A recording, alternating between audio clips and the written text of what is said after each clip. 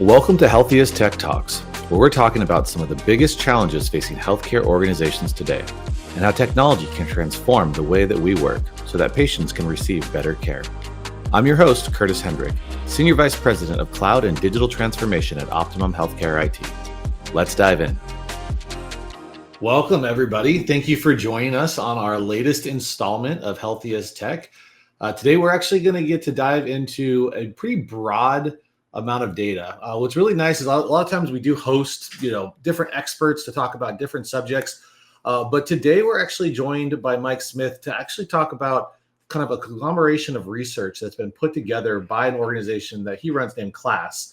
And it's really got some great insights. I'm really looking forward to him diving into some of this information. And then we also are going to have a Q&A towards the end as well, too. But Mike, why don't you give us an introduction on yourself, your role at KLAS, and let's throw in a fun fact while we're at it. Yeah, hello everyone. It's good to be with you. As Curtis mentioned, I'm with KLAS Research. I've been here for about 22 years, and actually started in 2003. And while I was when I started, I actually started the research KLAS does measuring consulting and services firms.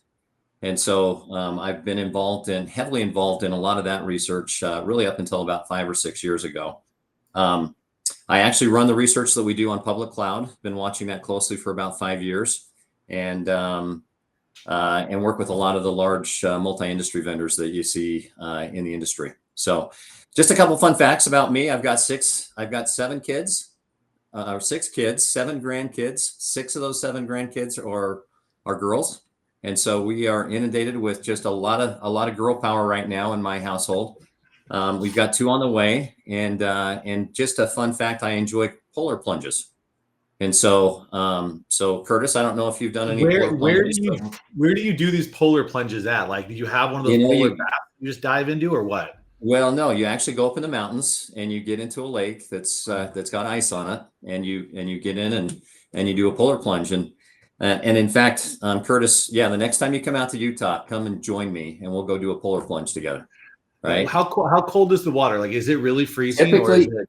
I'll tell you what, it's typically kind of in that 33, 34 degree range. But if you want to feel like you're alive, go and do a polar plunge. And so I took my wife and my 3 sons, my daughter, and my wife. We went and did a polar plunge at a reservoir that we have here in Utah in February, and stayed in it for 10 minutes. So I would die. 10 minutes in a polar plunge, which is awesome. So I do cold showers every morning, which is probably why I look so vibrant and healthy.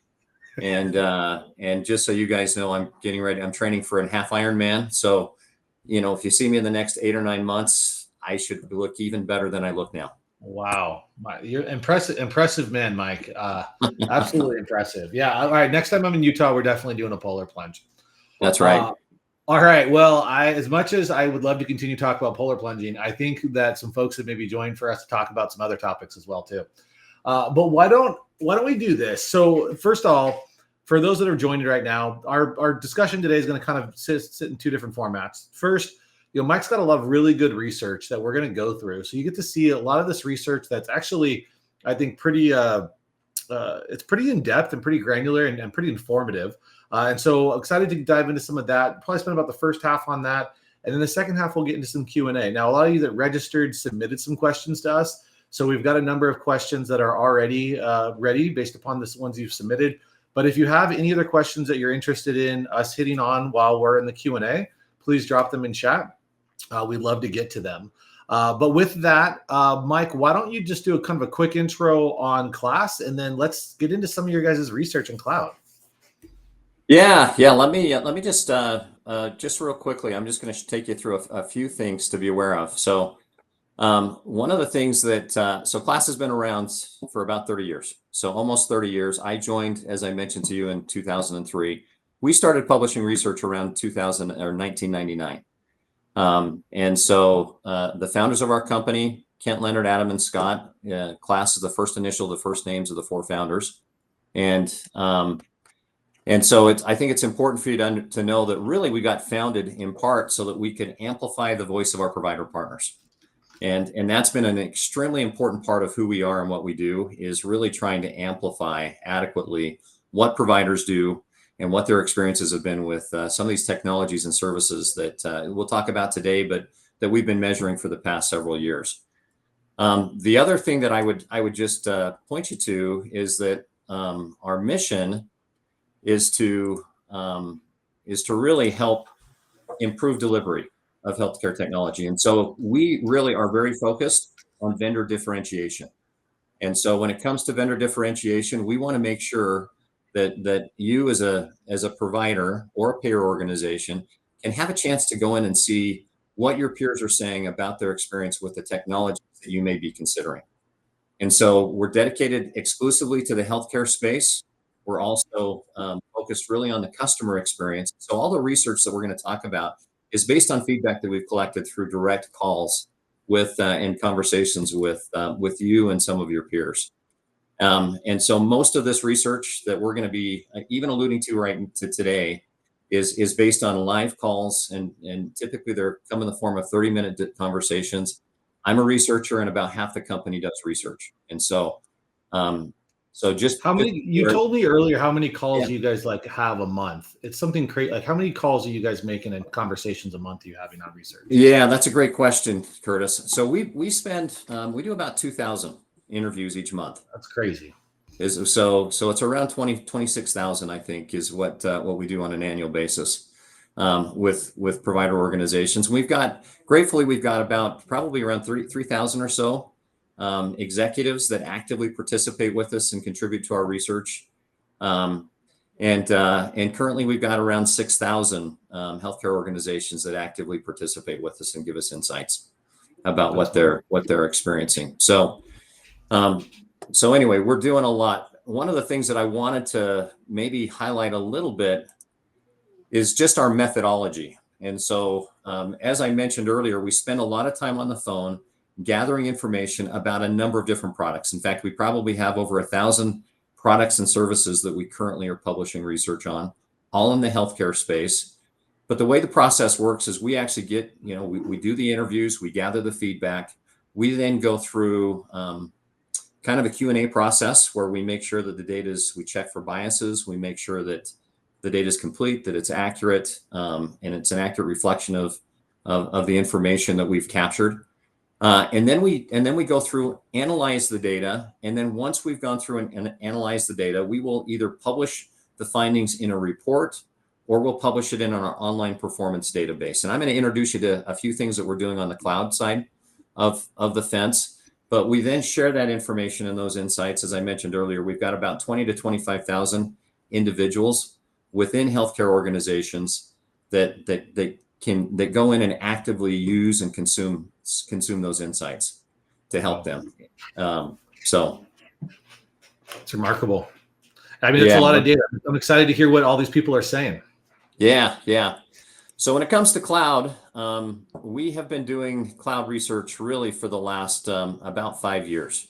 So I published some research in 2021 on AWS, really went out and interviewed a bunch of organizations that were kind of progressive to highlight some of the more progressive use cases that we're seeing at that time.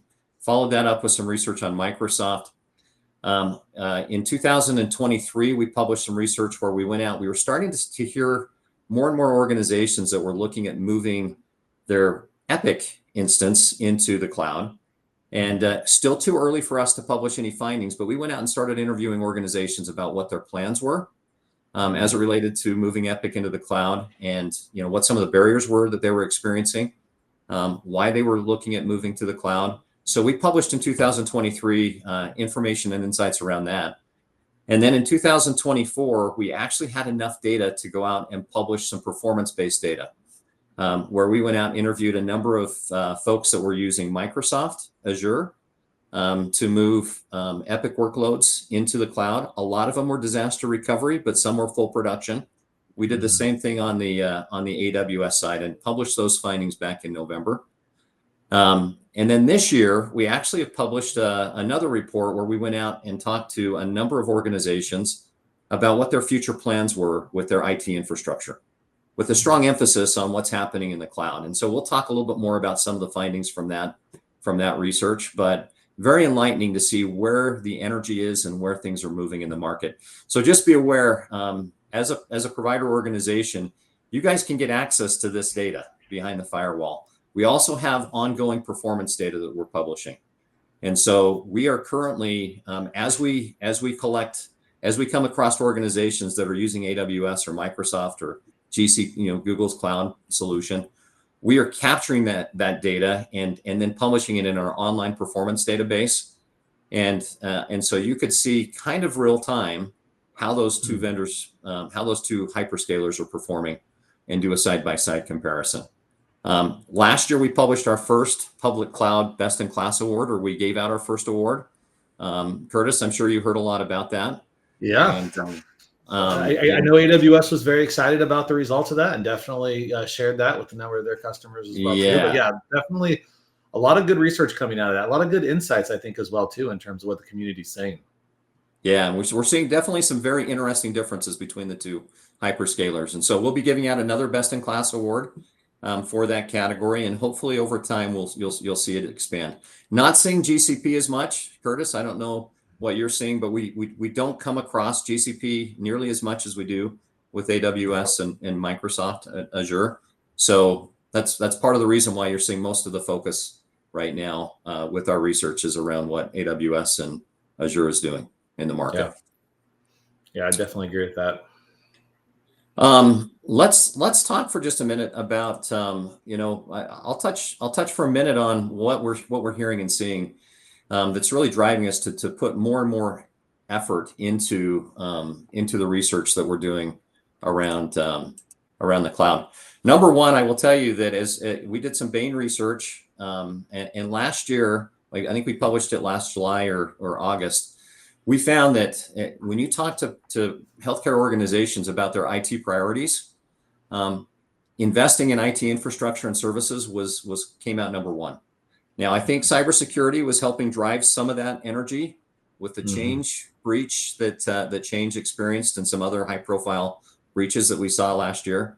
But organizations continue to invest more heavily in their IT infrastructure. We also found with this recent cloud research that we did, we went out to a bunch of chief technology officers and other CIOs to ask, what are your top IT infrastructure priorities over the next 12 to 24 months? And cybersecurity was top on their list. I don't think that's probably a very big surprise to anyone. But cloud migration closely linked with cybersecurity was also one of the top priorities that organizations mentioned specifically. And you've got automation and AI integration. I think part of the reason why that was listed number 3 is because you really got to take care of your security and compliance.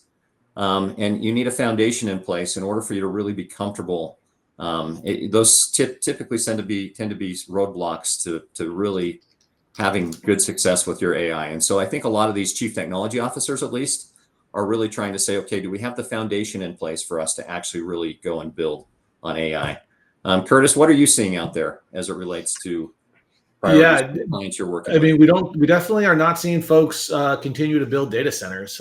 That's definitely not where we see them putting their money in. A lot of them are, with the threat landscape today from a cyber perspective is just so substantial that that's a top of mind item for a lot of folks. And cloud migrations aligns quite a bit to the ability to improve that posture as well too. 10 years ago, it was like, well, is the cloud safe? Could we do the same security things we could on-prem? That's not really the case anymore. Now people are looking at that saying, people are doing it. It is safe. It is more resilient. It is. They do have the ability for, the amount of certifications that they have, even just at the physical and kind of below the hypervisor stack, is way better than they could do in an on-prem data center. And they're also looking at it as a greenfield environment, an opportunity. If you were to build an environment from the ground up, it'd be way more secure than the environment you have today with all that technical debt you're holding. So we've definitely seen a strong alignment between those top 2 items there. Absolutely. Let me just touch briefly on what we're seeing in terms of adoption to the cloud. So let me just jump in briefly here to what we are seeing is that the cloud adoption, more and more organizations are adopting cloud. And so we're seeing a hybrid environment where folks have got stuff on-prem and they've got a mix of private and public cloud. I'm seeing a bigger and bigger pivot towards public cloud right now with the most recent research that we published in July. About a little over 80% of those that we interviewed were doing something in the cloud, and this isn't software as a service. This is something infrastructure or PaaS type of stuff that they're doing in the cloud right now. The challenge is there are a whole bunch of different use cases, and so some are getting a little bit more deep in cloud. Some are just kind of touching the surface right now, Curtis. And I don't know what you're seeing, but what we are seeing is that it is fairly broad, but fairly shallow with some. We're seeing some more depth, and we'll talk a little bit about some of those use cases. But Curtis, what are you hearing and seeing? Yeah, I think the last comment on this in the bottom about how 40% of the organizations that have a majority of their infrastructure on-prem are planning on a cloud migration in the next 1 to 2 years. Very consistent with what we're seeing as well too. Organizations where they sit today, they are going to have more cloud in a year from now or 2 years from now than they have right now. With extreme exceptions, are we seeing anything in the opposite direction?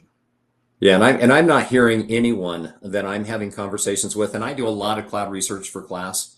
I can't think of a conversation I've had where people are planning to contract what they're doing in the cloud. Most of it is expansion. So yeah. So just be aware that we're seeing a lot of energy there. Now, who are we seeing show up for these deals? I've kind of already touched on that a little bit, but we are seeing really two dominant players emerge within this environment. So we're seeing Microsoft Azure show up.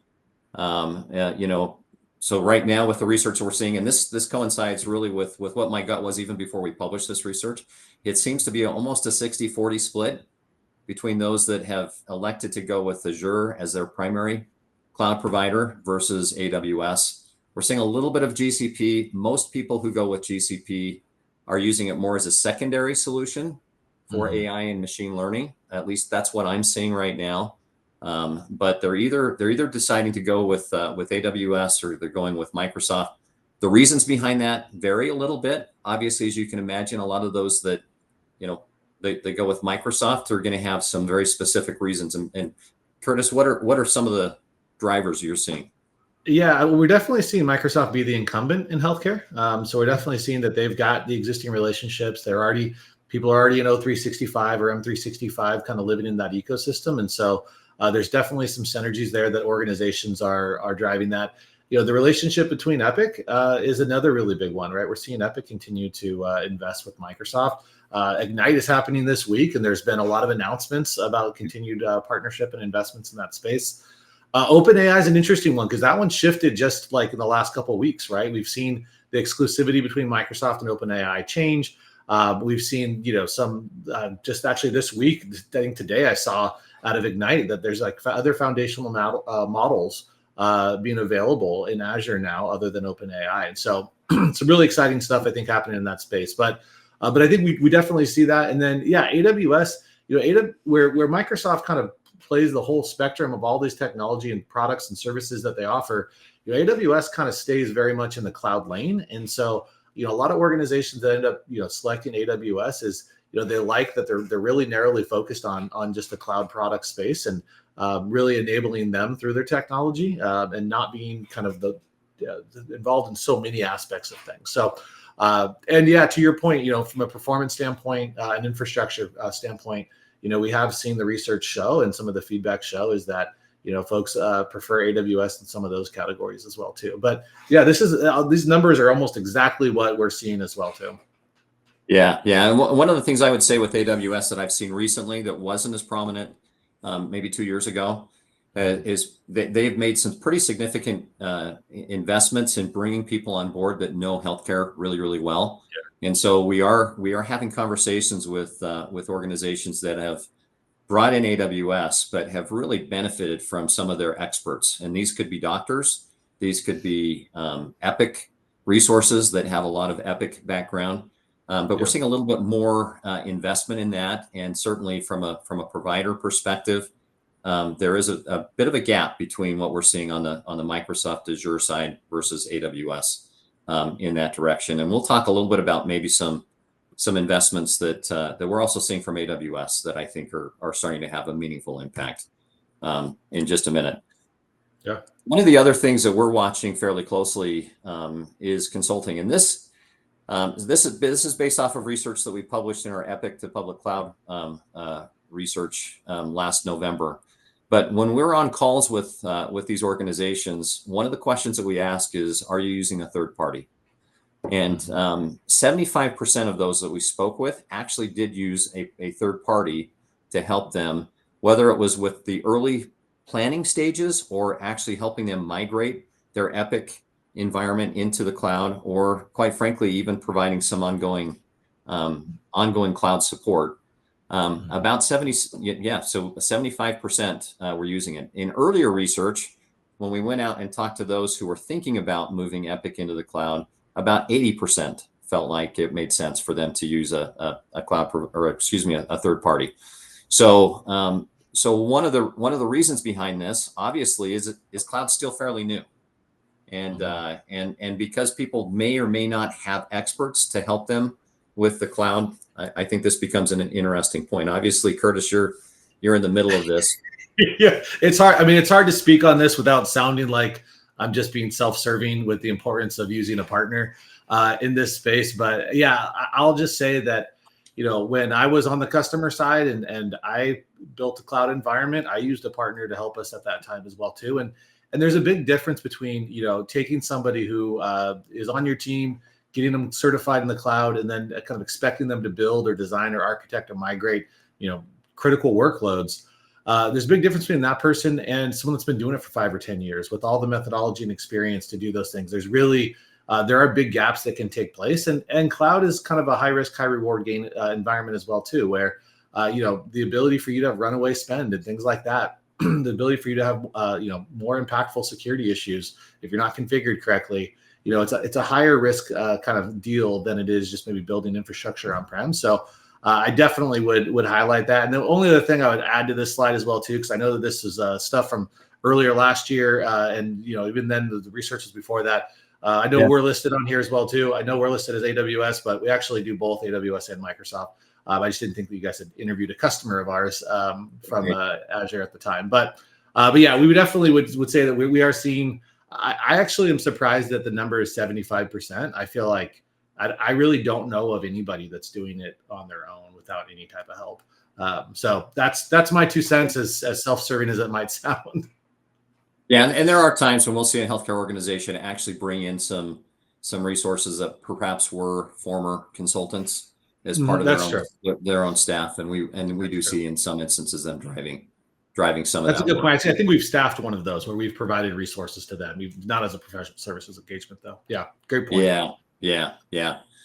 So what are some of the challenges that we see? What are some of the cost challenges providers are trying to solve by moving to the cloud? And maybe Curtis, this is something that you can talk to. I'll just talk to a couple of points here. Maybe Curtis, you can talk a little bit more about this. But we really are seeing these organizations trying to avoid some of their large capital expenditures.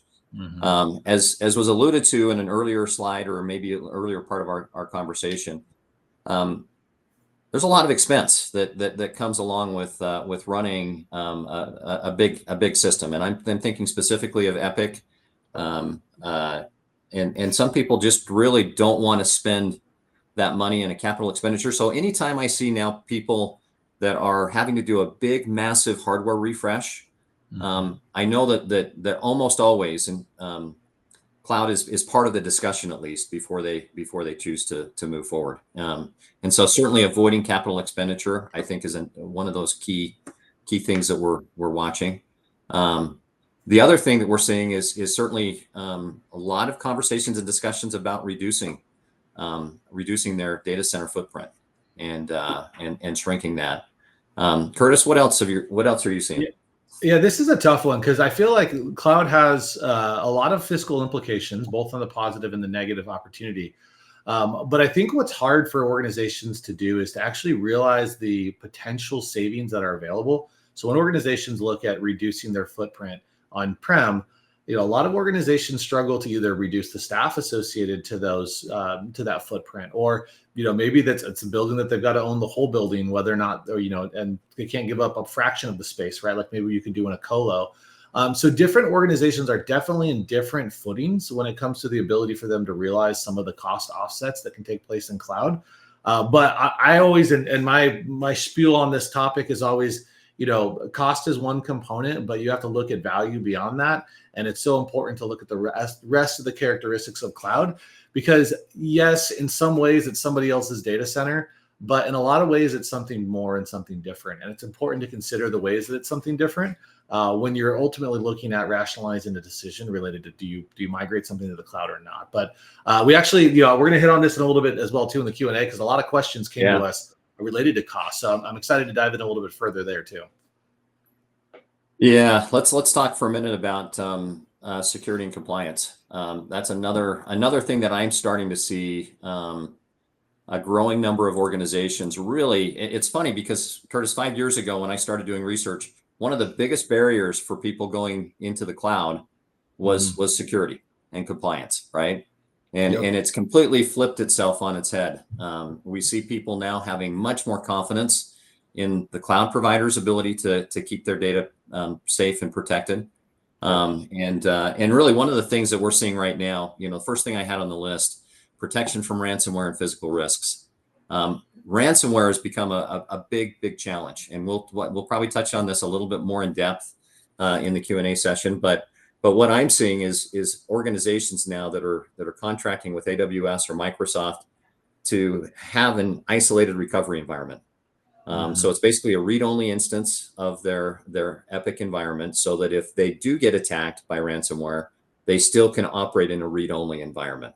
And so that's been really over the past year has really ramped up, and we're seeing a lot more energy and a lot more activity around that. What other things are you seeing, Curtis, that are driving? Yeah, I think it's funny. I was just reminded of, I first started this practice about 5 years ago. I did a CIO roundtable as part of a Chime event. And I started off with the premise that cloud is inevitable. And I got a lot of pushback 5 years ago. Honestly, I was very surprised at the pushback I got in the meeting. And I started kind of wondering, like, wow, maybe am I seeing this wrong? Is it really not as inevitable as we think? And it's kind of funny because now several people in that audience that were giving me pushback, we're now doing cloud projects with, where we're moving in workloads. Some of them even moved Epic to the cloud. And so there's definitely a shift in this space in terms of adoption. And one of the big things that people brought up back then was security, and the idea that, okay, well, cloud can't be as secure as it is on-prem because I can control things on-prem. And that's like gone. That is not something I hear about anymore. That's not an objection that I think is getting much credence anymore. And I think organizations are accepting what is the reality of the security of cloud. And then to your point, there are unique aspects of cloud that have unique value propositions, like an isolated recovery environment, that are impractical to do on-prem in any other really circumstance. I mean, this environment was originally called a cloud read-only environment, is what it was called before it was an isolated recovery environment, because we knew it was intended to be cloud. So yeah, absolutely seeing a similar trend here in terms of this. And similar to the first slide you showed, we're seeing security be top of mind, and it's closely coupled with cloud. Right. Let's just talk for a minute about some of the use cases that we're seeing around AI. So we're definitely, and this is based on research that we just recently published in partnership with Bain. But this is hopefully giving you guys visibility into those organizations that have either are fully operational in a particular area, or are live in a pilot or proof case, proof of concept type of environment. So you can see that documentation support by far is the most popular use case that we're seeing right now. So that's around ambient listening, and 21% of those that we spoke with are actually fully functional and fully live within ambient listening. But 62% of those that we went out and spoke with are doing something in that space. Revenue cycle management really seems to be one of the strongest use cases that we're seeing around AI. So when you think about clinical documentation improvement, You think about coding. All of that is around how can we make this data cleaner so that we can have clean claims and reduce the amount of denials that we may be experiencing. And so you're seeing a big push right now around revenue cycle.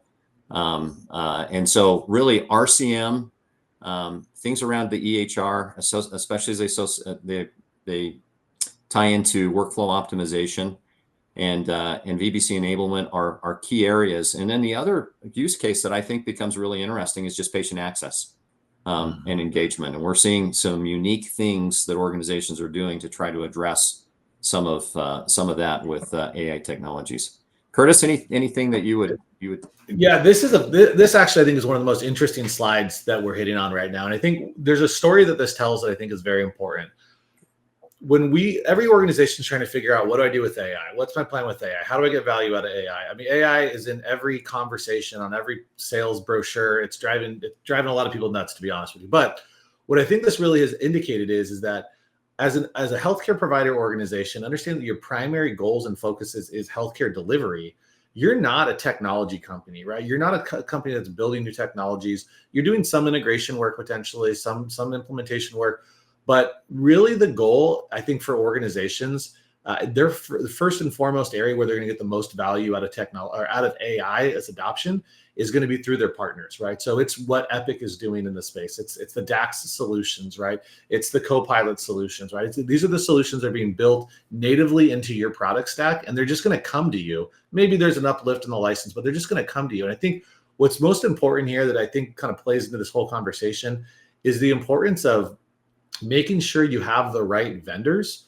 So that way, if I was a CIO today, I would be pressing every one of my key vendors to say, I want to know what your 18-month roadmap is, because this is how, when you look at the areas that you see the highest amount of realized value in like actually adopted and live rollouts, those are vendors that are doing that technology, right? And so I think what's really important here is organizations are becoming more and more of an orchestrator of vendors, and making sure you have the right players on your team to be able to orchestrate them to get the outcomes that you want. But you don't want to put your money on a horse that's not going to ultimately be adopting AI as fast as the rest of the industry is. And so I think this talks a lot about that. And I think as we look at cloud and we look at AI, I think who you pick as a partner is so essential in making sure that you have the right realization of AI. Yeah, awesome. Okay. All right. I think we're through this. We're through the research, yes. And we are now into the Q&A section. So we've got a lot of really good questions on this. I know we're a little short on time, but I want to hit on a couple of these. We were just talking about AI, and actually several questions came in related to AI. These were questions really around, what are use cases? Where are people getting value? I know we hit on that a little bit as well too. But I know you've actually done some focused research on organizations that have been getting value specifically, with use cases that are worth talking about. Maybe you want to dive a little bit into a use case around AI where you've had they're not clients of yours, right? I don't know what you refer to them as. People that you've researched, partners maybe. People that you've researched and share a little bit about. Yeah. Yeah. Yeah, I mean, obviously, in a lot of our conversations with, whether we're talking about AWS or Microsoft, we're also trying to understand what they're planning to do in a number of other areas, and so AI is becoming an increasingly popular topic to discuss with some of these folks. And so let me just share one recent use case that I had. This was a chief technology officer, a large kind of academic type of organization, medical center, that was using AWS for infrastructure as a service and for PaaS, really had a lot of their data lake, data warehouse analytics type tools, using some of their developer tools in their serverless environment. So I lay that out there because a lot of investment that they've made in the cloud and certainly in their relationship with AWS. They also are one of the early customers with Amazon Connect. And I don't know if any of you have heard of Amazon Connect, but we're starting to hear more and more about that. And in fact, we're probably going to be doing some research around contact center as a service, and Amazon Connect certainly would fall within that realm. But really what they are doing from a use case perspective is they're developing an internal intelligence engine that is built on AWS Bedrock and Anthropic that is HIPAA compliant. It enables secure internal access to data and documents for their employees, and it includes education, auditing, and governance type of modules that they've done. Now they've had to do quite a bit of co-development work in order to pull this off, but they're also using AI to enhance some of their clinical, operational, and administrative workflows with AWS. They're also utilizing Amazon Connect to enable multi-channel patient engagement. And so when you talk about patient access and all the things that people are trying to do with patient access and their call centers and so on, Amazon Connect has become an incredible solution for them to solve some of those problems. And so their plans right now are to really expand their AI platform, so that intelligence platform that they're developing across the entire health system, and continue investing further in Amazon Connect. And here's just a couple of comments that the CTO made. He said, "Our investment in AWS was high.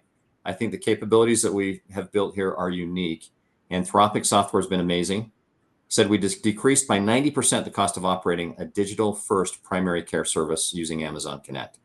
So this particular organization is getting some great results right now. One of the cautions that they have, just in all candor, is that this technology is changing so quickly that they actually kind of provided a challenge to AWS. They have to move faster to keep up with some of the development tools out there, because they're seeing some really, really aggressive other solutions that they don't feel like AWS is keeping up with quite as much as they would like.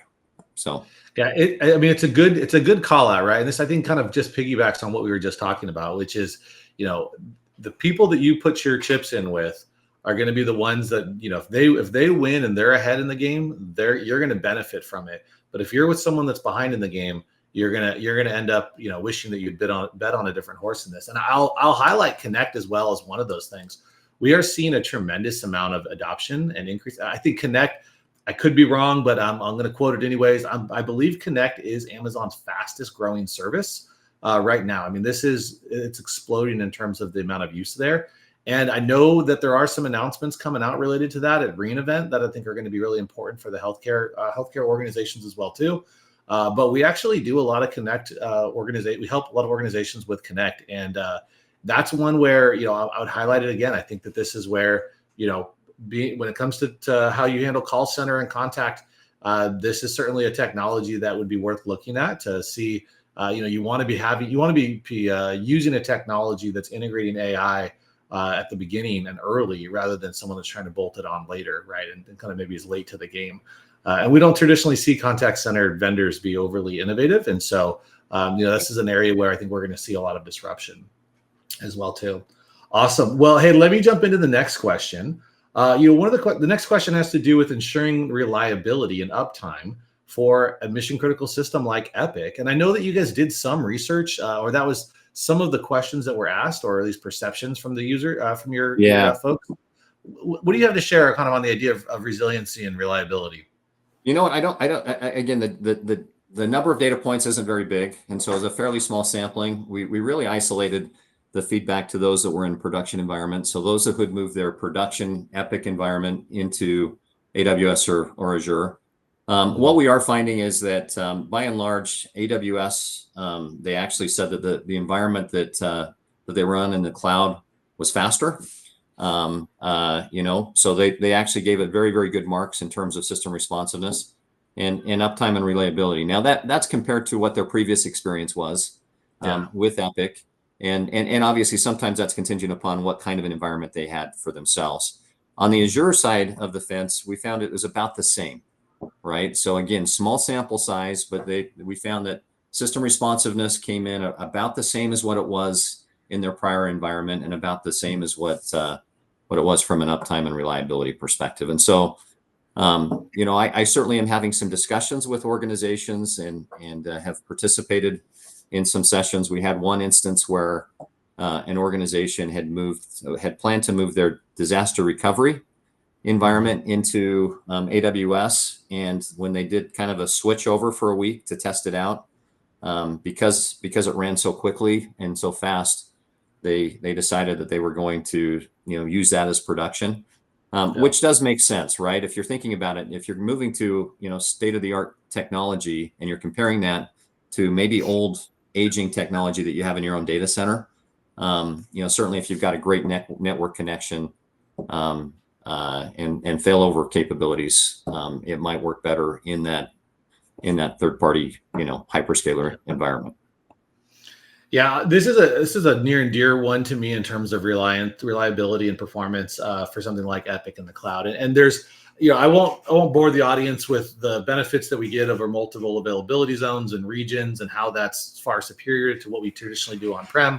But I will say that organizations that I know of that have had that we've moved a number of them that have ever had any issues with their Epic environment in the cloud, it has exclusively been because of their networking, because of their on-ramp, because of their ISP, because of things like that. The actual environment within the cloud has been just absolutely rock solid, and the resiliency that exists there. And to your point, the advanced chipsets that we get to use in there, the backbone that it sits on is so much faster than we traditionally see in an on-prem data center. And so definitely some substantial differences from a performance standpoint. But we do, I would argue that definitely resiliency is superior in the cloud, given kind of the nature of cloud and the multiple availability zones and architectures that's in that space. And that's how we see it. And I would, I think it's worth noting even recent outages and interruptions of services that we've seen with some of the cloud providers here just last month.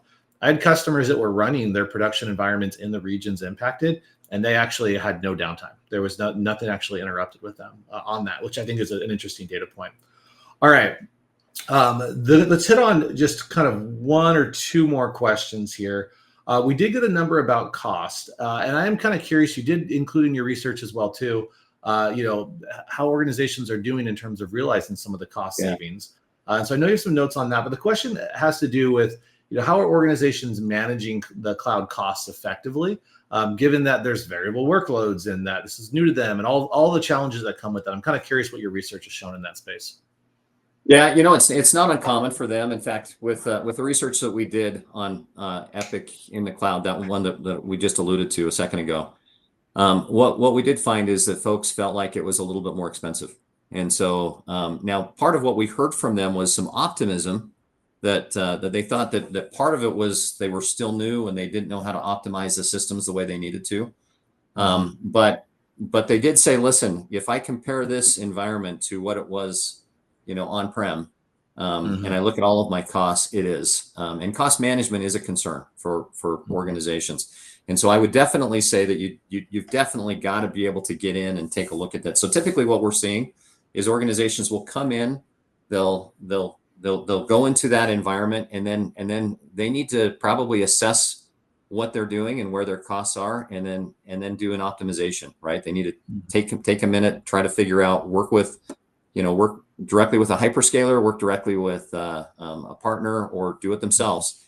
But typically we see that the costs starting to look better and over time. I also notice that depending on the use case, there are certain use cases where it can be very, very cost effective, where it makes a lot more sense to move into a cloud environment. Certainly those areas where you need bursts of computing capabilities at certain times, but maybe not at other times. And so again, understanding how to prepare for that and what resources you need to handle some of those variables, I think, become very, very important. But it is definitely one of those things that a lot of organizations I talk to, express, some concerns about. Yeah. I'll say from our perspective,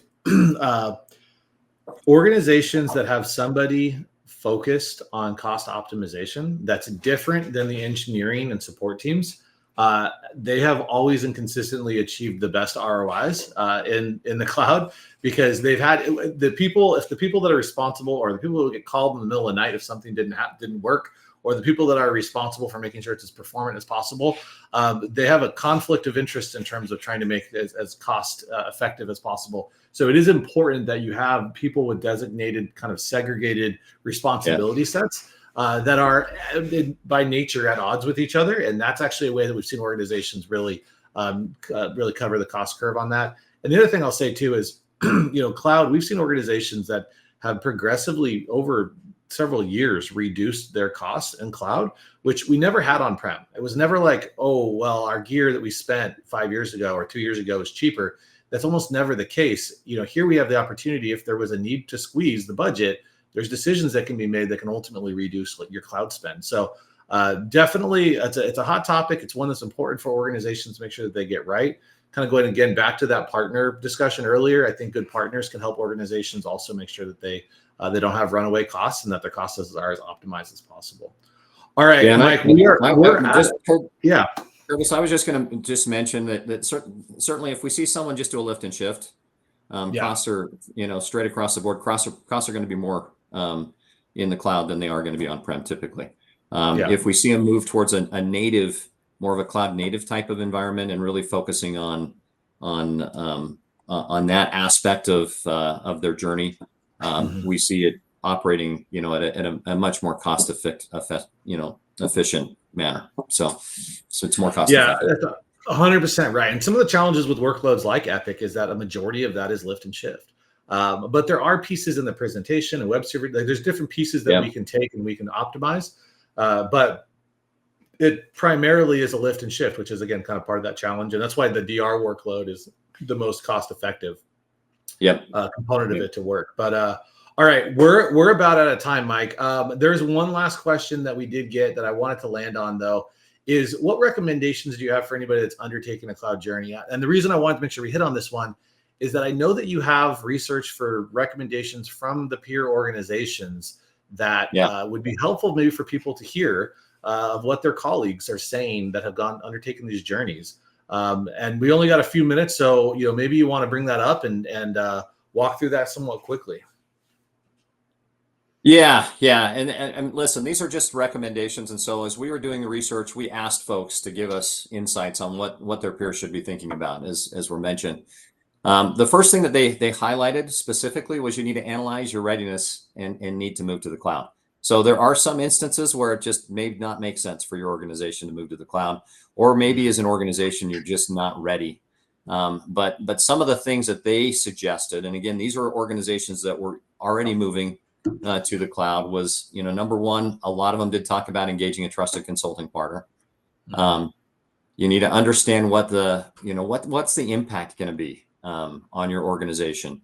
How's it going to impact your operational models, and what's it going to do to your staffing, and how prepared are you? What kind of people do you have there that know and understand the cloud becomes an important piece of this. Obviously going through and looking at all of your applications and rationalizing them are also other important places. I want to go deeper on that one real fast, because I think they maybe have a call out for this. One of the things that is consistent for all of our customers that we see that I would definitely highlight as like a level setting recommendation is that not every application vendor that you host their application with will support migrating to the cloud.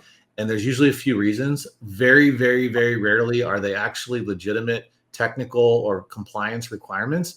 Most of the time, it's because they've not put the effort or energy into actually testing, and they don't want to provide support for it. Or the second one is because they're developing a SaaS product, or they've got a subscription-based product, and they want to get their customers moving off of the self-deployed stuff and into their SaaS stuff. So they are as making a business decision to not support cloud, and they will not offer support if you move it to the cloud environment. This is an area that CIOs and CTOs are pushing heavily on vendors for, and we're seeing shifts in the market. But it's something that we have kind of similar to when we had VMware rollout or virtualization, and vendors said, we don't support it yet, or Citrix, we don't support it yet. Okay. The industry had to push them in that, and we're definitely seeing that take place right now as well too. But it's something I want to highlight is that I don't want organizations when they start this process to think that, I can just make everything move. There's a lot of stuff that doesn't want to move, and you have to put a lot of effort and energy into making it happen. All right, sorry, Mike. I get on that soapbox every once in a while. That's fine. Obviously, after you've gone through and done your initial assessment, really now starting to marry that up with which cloud providers you think best meet your needs. And Curtis kind of touched on that, right? There are definitely differences that we are seeing between the hyperscalers. And so understanding what those differences are, what their strengths, their weaknesses are, understanding what objectives that you guys have got, I think really kind of play into that. Obviously, what those use cases might be and how well equipped they are to support you in a use case. There's certain things that GCP is really good at, that Google Cloud is really good at. There's some things that maybe they may not be able to do very well. And so understanding multi-cloud is pretty much here to stay. If you asked me 5-10 years ago, I would say, why would somebody spend time in multiple clouds? And now really, a lot of organizations have multi-cloud. They understand the nature of there's varying products that exist between the different cloud providers that they're not the same, and they want to have the capability for that stuff. And that's certainly something that we've been seeing quite a bit of as well too.